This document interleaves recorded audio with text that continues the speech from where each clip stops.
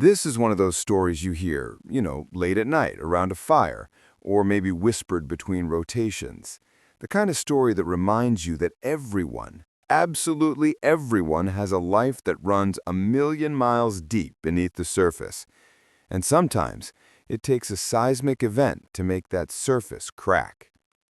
It all happened at Fort Meridian. God, I hated that place. Dust that clung to everything, heat that just beat you down until your thoughts felt sluggish, and the chow lines. The chow lines were a special kind of hell. That's where we first see Sierra Vance, Private First Class Vance, 28 years old, assigned to logistics, just like the story says. She stood there, uniform crisp, boots shined so bright you could check your teeth in them, tray steady in her hands, and her sleeves rolled up exactly 1 inch above regulations, just enough to show the black ink on her forearm. That was the spark, right there. It was a tattoo, not a heart, not an anchor, nothing tough or edgy, just a very detailed, stylized black dragonfly, and not even a big one, maybe the size of a quarter. Sergeant Kipley, a guy from the 101st Airborne, and let me tell you, he carried that patch like it was a royal crest, was standing 3 feet behind her, talking to his buddy, Specialist Hayes. "Check out the supply clerk," Kipley drawled, loud enough for half the yard to hear. "She got that from the mall kiosk. What's that, Hayes? A mood ring sticker? Think she's gonna fly her paper stack to the enemy?" Hayes laughed, a brittle, awful sound. It was cheap. It was low. But that's how it was with logistics folks, especially women in combat arms-heavy environments. To guys like Kipley, who had a combat patch and the calluses to prove it, Sierra was invisible. She was admin. She pushed paper. She didn't belong in their picture of what a real soldier looked like. And that tattoo, that delicate, fragile, feminine thing, it was the easiest weapon they had to punch down at her. But Sierra Vance, she didn't flinch. She didn't turn around, which, trust me, takes more discipline than you can imagine. She just kept her eyes locked on the exit, her jaw set so tight I swear you could hear the grinding noise if you stood close enough. Her silence was her shield, her only defense, and it drove them absolutely crazy. See, Kipley wasn't just a jerk. Kipley was sloppy. His manifests were always late. His motor pool was a disaster zone. Vance, on the other hand, was perfection personified. She made Kipley look bad just by existing. Her quiet competence was a direct challenge to his loud, toxic definition of military worth. It spread like a sickness. Every time she walked past, there was a whisper, a muttered joke about her wings, or maybe one of the guys would pantomime flapping his arms. One day, it escalated. We were at the motor pool, and she was carrying a stack of sensitive maintenance reports.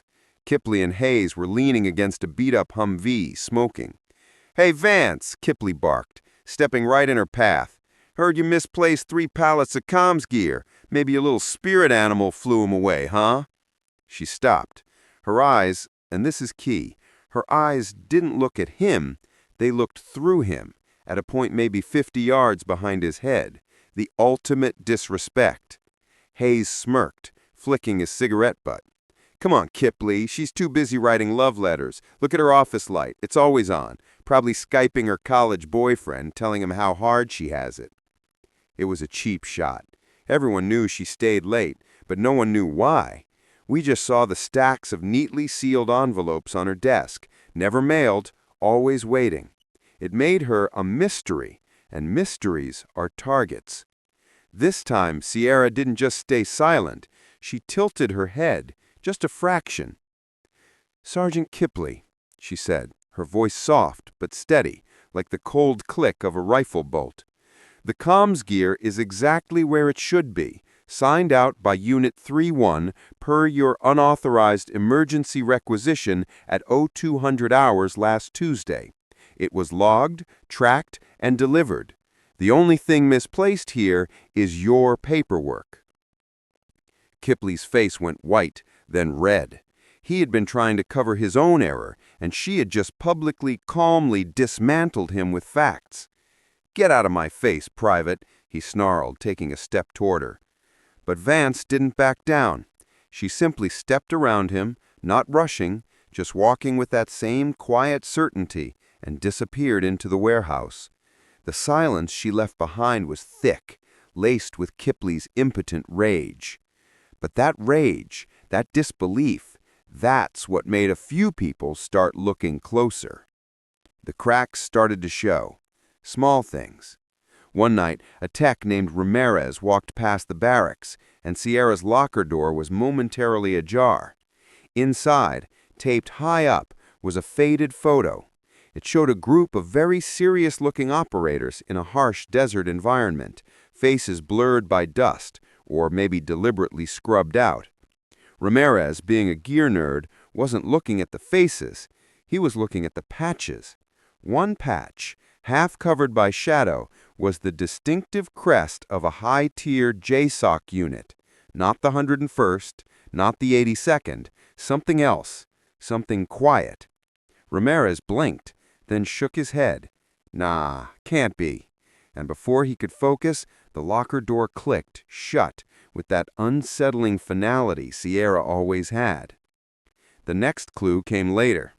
I was filling fuel drums in the motor pool under the harsh sodium lamps, and Sierra was walking by. A visiting operator, a big guy from the Odin task force, they were rotating through for joint drills, was leaning against a tank, just watching her. As the light hit the tattoo, I saw it too. The dragonfly wasn't just an insect. Its wings were composed of razor-thin lines, not just veins, but numbers, a sequence of zeros and ones, binary code, woven into the design. It was a secret, hidden in plain sight, on the part of her body Kipley called a mood ring sticker. The Odin operator's gaze lingered. His expression, which had been bored, shifted. Not to pity, not to lust, but to something clinical, something you see in an interrogation room. When Sierra caught his eye, she didn't react with fear. She simply tugged her sleeve down, masking the ink without a sound. But the final, undeniable clue, the moment the story changed from ridicule to pure shock, came the next afternoon. A captain, not a nice one, a real hard charger named Captain Rhodes, decided to perform a surprise inspection. He was running a total white glove, tearing into everything. He swept his eyes across the motor pool, and then, inevitably, they landed on the one person who wasn't combat arms, Sierra. "Private Vance, step forward," he snapped. The entire motor pool went dead quiet. This was the moment. Rhodes hated logistics. He was going to use her to make a point. Rhodes grabbed an M17 service pistol from the armory rack and slammed it onto a workbench. "Vance, your logistics. You signed for the weapons. Let's see if you can handle one," Rhodes challenged, his voice dripping with condescension. "Field strip it, now, and don't waste my time." A murmur went through the ranks. This wasn't fair. She's a clerk. She doesn't have trigger time. Kipley and Hayes were watching from the side, already smirking, waiting for her to fumble. Sierra didn't hesitate. She accepted the weapon. It was one smooth movement. But then she did something absolutely breathtaking. She reached into her breast pocket and pulled out a strip of olive-drab cloth, and without breaking eye contact with Rhodes, she tied it around her own eyes, a blindfold. A collective gasp sucked the air out of the motor pool. Kipley's smirk evaporated. Her hands moved. They weren't fast. They were efficient. No wasted effort, no searching, no fumbling. Click, slide, spring, barrel. The parts hit the oiled wood of the bench with surgical precision. It was the sound of purpose, of muscle memory drilled in a place none of us had ever been. She stripped that M17 down to its core components in under 30 seconds. The armorer next to her, a hardened old guy named Sam, just folded his arms and let out a low whistle. "Damn," he muttered. "I've seen guys take 5 times that long with their eyes open." Sierra pulled the blindfold off, her eyes blinking once to adjust, and then, just as methodically, she reassembled the pistol. The final, resonant snick of the slide-locking home echoed like a gunshot. She slid the M17 back across the table. Clean, ready, lethal. Rhodes' expression was unreadable, but his eyes were wide. Kipley, his confidence shattered, finally broke the silence from the back of the room. "Vance, how the hell do you know that?" She looked up, not with triumph, not with a grin, but with the same quiet humility. "It's all in the technical manual, Sergeant," she said, picking up her clipboard. "Have a nice day, sir." But everyone knew that wasn't a manual. That was training. Deep, dark, expensive training. The seismic event finally hit 2 days later. The Odin Task Force was leaving, their commander leading the exit convoy. Commander Marcus "Bull" Kincaid, a legend, a man whose reputation preceded him by 1,000 miles of bad road. Kincaid strode across the tarmac, disciplined, silent, focused. Sierra Vance was off to the side, checking off tail numbers against a manifest. Invisible, as usual. Kincaid's gaze swept the yard, searching, and then it froze. Dead stop. His eyes locked onto Sierra's forearm, the stylized black dragonfly. The entire convoy halted behind him. The air got heavy, thick with immediate, unquestionable authority. Kipley, Hayes, and about 50 other soldiers were standing nearby, waiting for their next assignments. They all saw the commander stop.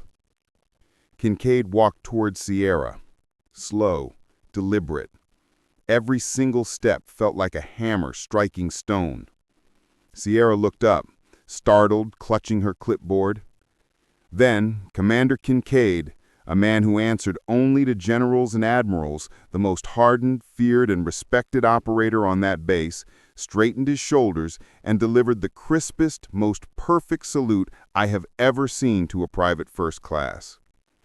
The yard instantly dissolved into absolute silence. Trays froze midair. Conversation stopped. Kipley looked like he'd just seen a ghost, his mouth hanging open. Why is he saluting a clerk? The question was a low whisper among the infantry, but this time it was asked with a terrifying edge of confusion, not mockery. Kincaid's voice cut through the silence, deep and quiet, carrying only as far as it needed to. "You still with us, Vance?" She gave the smallest, firmest nod. And that was it. The truth detonated. Sierra Vance wasn't an admin clerk. She was a ghost. Years ago, she had been an embedded intelligence officer, a clandestine liaison known only by the call sign Phoebe, during an operation so dark, so far off the books, that most records were simply burned. The dragonfly tattoo wasn't decoration. It was a unit mark, a private, solemn insignia worn only by the handful of survivors of Operation Ghost Drone, a mission in the Hindu Kush where Kincaid's team had been pinned down, outmanned, and seconds from being overrun. Kincaid held the salute, and his voice, which usually sounded like gravel, was weighed down by memory. "You boys think this woman's a joke?" Kincaid addressed the entire formation, his eyes burning with fury and grief. "You think that tattoo is some cheap whim?" No one dared answer. 2 years ago, in a mountain valley you will never hear about, we were trapped, surrounded, running dry. The only reason my team, the reason I am standing here today is her." He pointed at Sierra, who was standing frozen, her clipboard pressed tight to her chest, her eyes distant. She wasn't on the ground with a rifle. She was in the dark, 30,000 miles away, hacking into systems, cracking codes, finding the only escape route out of that kill box. She made the call, she gave us the coordinates, those damn codes on her arm, and she pulled us through. She is the reason my men lived. A wave of crushing, total shame washed over Kipley and the others. They realized they hadn't just mocked a soldier, They had mocked a hero. Kincaid slowly lowered his hand, then turned back to his formation. He raised his hand again, sharp and perfect. One by one, the elite Odin operators behind him, men who looked like they were carved out of granite, all followed. They saluted Sierra Vance. Then the captains and lieutenants from the army snapped their boots together. And finally, Kipley, Hayes, and every single enlisted soldier who had ever laughed at the dragonfly, their faces etched with horror and sudden respect, all raised their hands in salute. The sound of boots snapping together was the only sound in the universe. Sierra Vance, the quiet clerk, returned the salute. Her eyes were steady, but her throat was tight. When the salute finally ended, the silence lingered. Kincaid, his voice soft now, looked at Sierra. "You've earned more than this silence, Vance." She shook her head gently, her reply barely a whisper. "I'm just doing my job, sir. That's all." And that was the end of it. She didn't seek recognition. She didn't demand an apology. She simply walked back to her desk. From that day on, no one ever mocked the dragonfly again. The men who had laughed now walked straighter when she passed. Kipley and Hayes started showing up at her desk quietly, asking for help with their inventory, treating her not as a clerk, but as an oracle. Sierra Vance, the quiet professional, became a legend at Fort Meridian. So here's the thing, and this is the moral I took away from all of this. Respect isn't something you earn by being the loudest or the toughest or wearing a specific patch. It's earned by what you do in the dark, by the weight of the burdens you carry in silence. What do you think? Did Kipley and Hayes deserve to be punished, or was that moment of forced humility and public silence enough? Was Sierra Vance right to stay silent about her past? Or should the military force those heroes to wear their valor openly so the arrogant guys know better? Let us know in the comments below. What's the biggest misunderstanding you've ever had about a seemingly ordinary person? Don't forget to like and subscribe for more true tales of quiet courage.